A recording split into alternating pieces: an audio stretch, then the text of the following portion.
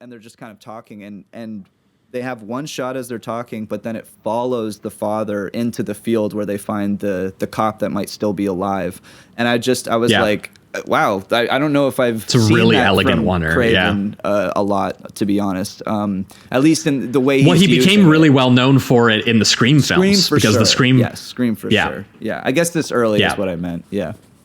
Yeah, but that's what's cool is that like Craven is discovering the very elegant steady cam suspense building that he would use by doing these like, you know, oneers and having them like play in real time while he's shooting them via the tracking maneuvers and everything. So yeah, it was cool to learn. This is the first time he ever was making a movie that was like expensive enough that he could afford to use that. Like this was kind of like a big deal for him. He had full creative autonomy and like one of the bigger budgets for him. It's still not like a big budget movie or anything, but for him, he was getting a lot of tools that he previously didn't have access to it. And you can tell in some of the design work of it, like the nice use of the amount of blood and color that he will do. And in the later half, when he gets into the cartoon action and stunts and the artificial lights and some of the effects work that he does in supernatural stuff. But even early on, like that scene where he leads him, or Jonathan leads his father via his dream evidence, who is, by the way, his father's played by Michael Murphy,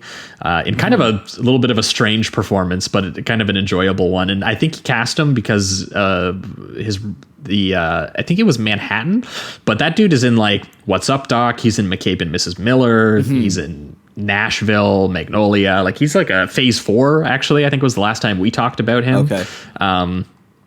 So he's like a pretty big actor. Yeah.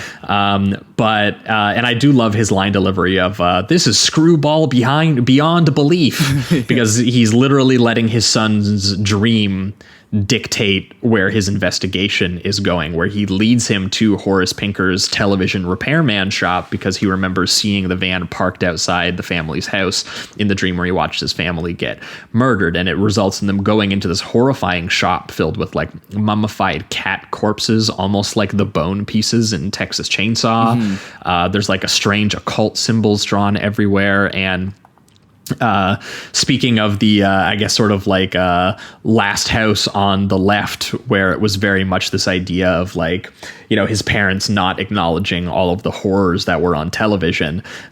He has a bunch of staticky TVs going in his shop, like all playing footage of like Vietnam and mass graves. And he includes other historical disasters throughout the film on the television sets, just behind random characters all the time. They'll like the Hindenburg, the atomic bomb, like all kinds of stuff. Yeah. And it seems again, Craven is being political even in his like schlocky electricity serial killer movie.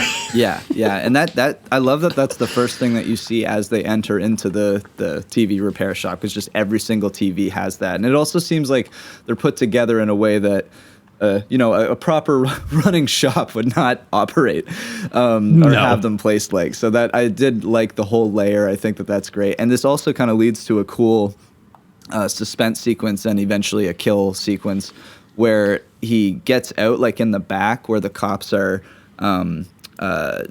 waiting outside for Paul and Don. Or sorry, not Paul. That's the last one. John and Don. Because this is the bit where he's disguised himself as one of the cops, because he pulls a cop into a secret passageway and kills him in the secret passageway, which is like, again, a very like slasher thriller set piece silliness almost. Yeah, and the way that I love how they present the scare, because they have the recognizable bum leg and they only focus on that, and so you know that he's approaching the cops, but when they turn around, he's wearing the cop uniform. So then Craven kind of psychs you out and says like, no, it's not the killer, even though it is, but I don't think we've really seen his face yet. And then they cut back to John and Don, who are just getting free from the place that they got trapped in, and seeing the killed cop that he stole the uniform from, who's like just gashed up and bloody everywhere. And then they go back to the guy dressed as a cop, and you're like, oh shit, that is actually the killer. And then they just slice two throats in a row. And I just loved that back and forth and the way he paced out that reveal. It's just it's a nice psych out. and it's very smart. Yeah, well, and going from like brutally slicing their throats open, full gory view of it, then strangling another dude with his radio and displaying him like a trophy kill on top of the top car while driving away, laughing maniacally. Right, having a blast. And it's like, dude, how is he still getting away with it? This dude just loves killing. Yeah, you know. Yeah. He's good at it. He's having a good time. Yeah, and again, this is like 30 or 40 minutes into the movie, and we haven't even gotten to the part where they've captured the killer and they've electrocuted him, and he's going to go supernatural yet. Like, it's kind of crazy how long it takes to get to this stuff. And also, though, not in like a bad way, like not necessarily like kind of in a surprising way, where you're like, if you were to go into it knowing the premise, you'd be like, wow, it kind of takes a while to get to the premise. But the opening prologue to the premise is pretty intense, and there's a lot of it, and like everyone around this kid is just dying, and he's either at school or he's like at a funeral. Like, he goes to like 2 or 3 funerals in the opening like 30 or 40 minutes of the movie. It's like a ridiculous amount. It almost reminded me of like Twin Peaks, when characters just start like dying off and stuff like that. And there's even a part later in the film where he's watching a funeral that he was at on TV, even after like more of his friends have died. Like, it's just they're stacking up a ridiculous slasher body count around this kid, and you would think that